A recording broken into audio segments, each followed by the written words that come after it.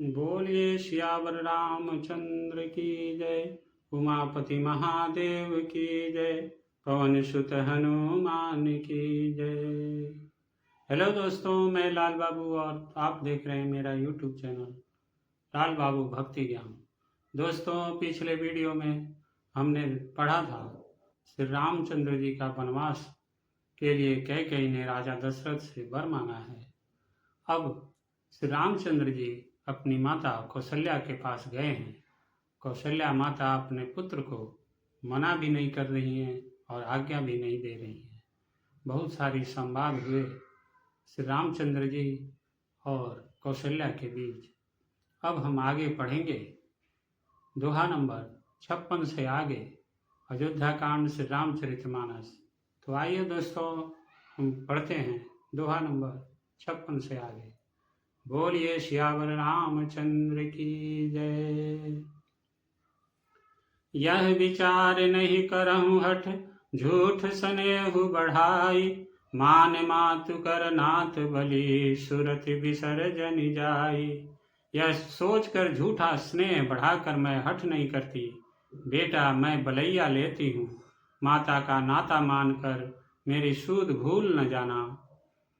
देव पितर सब तुम्हि गोसाई, राखहु पलक नयन की नाहि। अवधि अम्ब प्रिय परिजन मीना, तुम करुणा कर धर्म धुरीना। हे गोसाई, सब देव और पितर तुम्हारी वैसे ही रक्षा करे जैसे पल के आंखों की रक्षा करती हैं। तुम्हारे वनवास की अवधि 14 वर्ष जल है, प्रियजन और कुटुंबी मछली है। तुम दया की खान और धर्म की धूरी को धारण करने वाले हो। अस विचारे सोई करहु पाई, सबहि जियत जेहि भेट हुआई। जाहु सुखे न बनहि बल जाहु, करी अनाथ जन परिजन गाऊं। ऐसा विचार कर वही उपाय करना जिसमें सबके जीते जी तुम आ मिलो। मैं बलिहारी जाती हूँ, तुम सेवकों, परिवार वालों और नगर भर को अनाथ करके सुखपूर्वक वन को जाओ।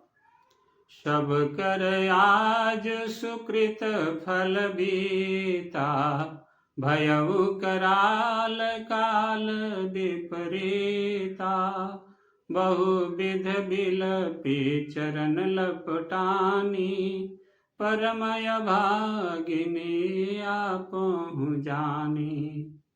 आज सबके पुण्यों का फल पूरा हो गया, कठिन काल हमारे विपरीत हो गया। इस प्रकार बहुत विलाप करके और अपने को परम अभाग्नि जानकर माता श्री रामचंद्र जी के चरणों में लिपट गई।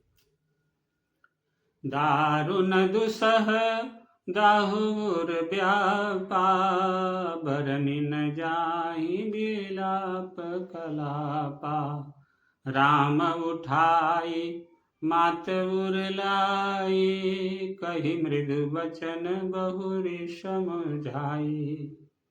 हृदय में भयानक दुसह संताप छा गया। उस समय के बहुविध विलाप का वर्णन नहीं किया जा सकता।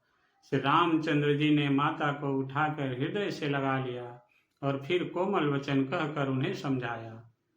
समाचार ते ही समय सुनी, सिय उठी अकुलाई। जाय सासु पद कमल जुग, बंदी बैठी सिरुनाई। उसी समय यह समाचार सुनकर सीता जी अकुला उठी और सास के पास जाकर उनके दोनों चरण कमलों की वंदना कर सिर नीचा करके बैठ गई।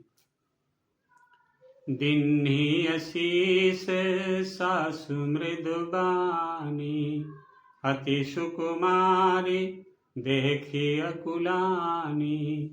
बैठी नमित मुख सोचती सीता, रूप राशि पति प्रेम पुनीता। सास ने कोमल वाणी से आशीर्वाद दिया। वे सीता जी को अत्यंत सुकुमारी देखकर व्याकुल हो उठी। रूप की राशि और पति के साथ पवित्र प्रेम करने वाली सीता जी नीचा मुख किए बैठी सोच रही हैं। चलन चहत बन जीवन नाथु, केहि सुकृत सन होए साथु। की तनु प्राण की केवल प्राणा, विधि कर तब कछु जाय न जाना। जीवननाथ प्राणनाथ बन को चलना चाहते हैं, देखें किस पुण्यवान से उनका साथ होगा। शरीर और प्राण दोनों साथ जाएंगे या केवल प्राण ही से उनका साथ होगा। विधाता की करनी कुछ जानी नहीं जाती। जी चारु चरण नख लेखत धरनी, नुपुर मुखुर मधुर कवि बरनी। मनहु प्रेम बस विनती करही, हमहि सिय पद जनि परिहरही। सीता जी अपने सुंदर चरणों के नखों से धरती कुरेद रही हैं। ऐसा करते समय नुपुरों का जो मधुर शब्द हो रहा है, कवि उसका इस प्रकार वर्णन करते हैं कि मानो प्रेम के बस होकर नुपुर यह विनती कर रहे हैं कि सीता जी के चरण कभी हमारा त्याग न करे। मंजु बिलोचन मोचत बारी, बोली देख राम महतारी। तात सुनहु सिय अति सुकुमारी, सास ससुर परिजन ही प्यारी। सीता जी सुंदर नेत्रों से जल बहा रही हैं। उनकी यह दशा देखकर श्री राम जी की माता कौशल्या जी बोली, हे तात सुनो, सीता अत्यंत ही सुकुमारी है तथा सास ससुर और कुटुंबी सभी को प्यारी है। पिता जनक भूपाल मणि, ससुर भानुकुल भान। पति रविकुल कैरव विपिन, विदुगुण रूप निधान। इनके पिता जनक जी राजाओं के शिरोमणि हैं, ससुर सूर्य कुल के सूर्य हैं और पति सूर्य कुल रूपी कुमुद वन को खिलाने वाले चंद्रमा तथा गुण और रूप के भंडार हैं। मैं पुनि पुत्र बधु प्रिय पाई, रूप राशि गुणशील सुहाई। नयन पुतरी करी प्रीत बढ़ाई, राख्यउ प्राण जान की हिलाई। फिर मैंने रूप की राशि सुंदर गुण और शील वाली प्यारी पुत्र बधी पाई है। मैंने इन जानकी को आंखों की पुतली बनाकर इनसे प्रेम बढ़ाया है और अपने प्राण इनमें लगा रखे हैं। कल्प बेली जिमी बहु विधि लाली, सींचि स्नेह सलिल प्रतिपाली। फुलत फलत भयउ विधि बामा, जानि न जाई काह परिणामा। इन्हें कल्पलता के समान मैंने बहुत तरह से बड़े लाड़ चाव के साथ स्नेह रूपी जल से सींच कर पाला है। अब इस लता के फूलने फलने के समय विधाता बाम हो गए। कुछ जाना नहीं जाता कि इसका क्या परिणाम होगा। पलंग पीठ तजी गोद हिंडोरा, श्रियन दीन पग अवन कठोरा। जियन मोर जिमी जोगवत रहूं, दीप बाती नहीं टारन कहूं। सीता ने पर्यंक पृष्ठ पलंग के ऊपर गोद और हिंडोलों को छोड़कर कठोर पृथ्वी पर कभी पैर नहीं रखा। मैं सदा संजीवनी जड़ी के समान सावधानी से इनकी रखवाली करती रही हूँ। कभी दीपक की बत्ती हटाने को भी नहीं कहती। सोई सिय चलन चहती बन साथा, आय सुकाह होई रघुनाथा।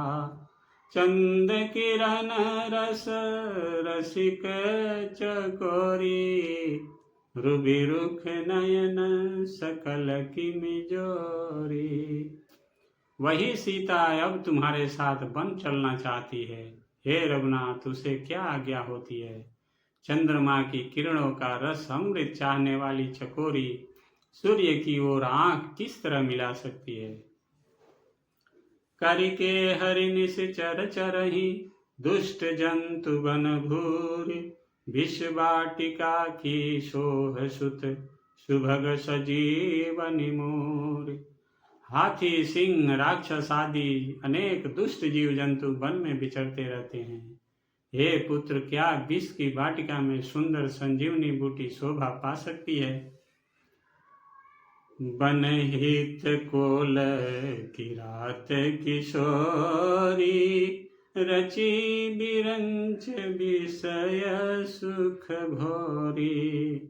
पाहन किरिमि जिमि कठिन शुभाऊ, तिन्हि कलेशु न कानन काऊ।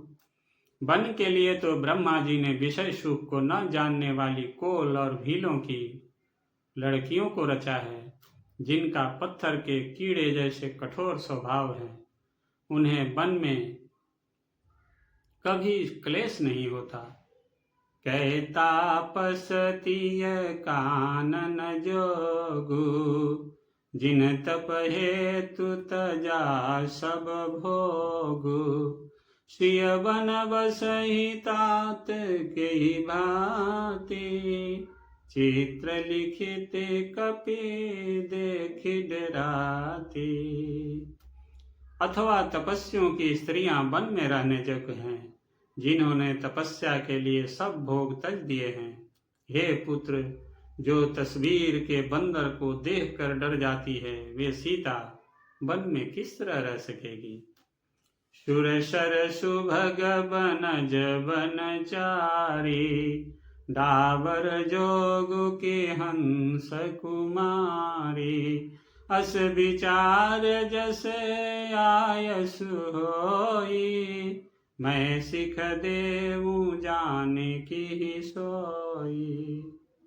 देव सरोवर के कमल वन में विचरण करने वाली हंसनी क्या गढ़इयों तलइयों में रहने के योग्य है? ऐसा विचार कर जैसी तुम्हारी आज्ञा हो, मैं जानकी को वैसी ही शिक्षा दूं। जो सिय भवन रहे कह अम्बा, मोहि कह होई बहुत अवलंबा। सुनि रघुवीर मातु प्रिय बानी, शील स्नेह सुधा जनुसानी। माता कहती है, यदि सीता घर में रहे तो मुझको बहुत सहारा हो जाए। श्री रामचंद्र जी ने माता की प्रिय वाणी सुनकर, जो मानो शील और स्नेह रूपी अमृत से सनी हुई थी, कही प्रिय वचन विवेकमय, किन्ह मातु परितोष।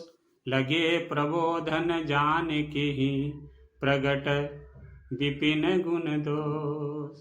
विवेकमय प्रिय वचन कहकर माता को संतुष्ट किया। फिर वन के गुण दोष प्रकट करके वे जानकी को समझाने लगे। मातु समीप कहत सकुचाही, बोले समऊ समूझी मन माही। राजकुमारी सिखावनु सुनहु, आन भांति जिय जानिक गुनहु। माता के सामने सीता जी से कुछ कहने में सकुचाते हैं, पर मन में यह समझ कर कि यह समय ऐसा ही है, वे बोले, हे राजकुमारी, मेरी सिखावन सुनो, मन में कुछ दूसरी तरह न समझ लेना। आपन मोर नीक जो चहूँ, बचनु हमारी मान गृह रहूँ। आयसु मोर सासु सेवकाई, सब विधि भामिनी भवन भलाई। आपन मोर नीक जो चहूँ, बचनु हमार मान गृह रहूँ। आयसु मोर सासु सेवकाई, सब विधि भामिनी भवन भलाई। जो अपना और मेरा भला चाहती हो तो मेरा वचन मानकर घर रहो। हे भामिनी, मेरी आज्ञा का पालन होगा, सास की सेवा बन पड़ेगी, घर रहने में सभी प्रकार से भलाई है। यही ते अधिक धर्म नहीं दूजा, सादर सास ससुर पद पूजा।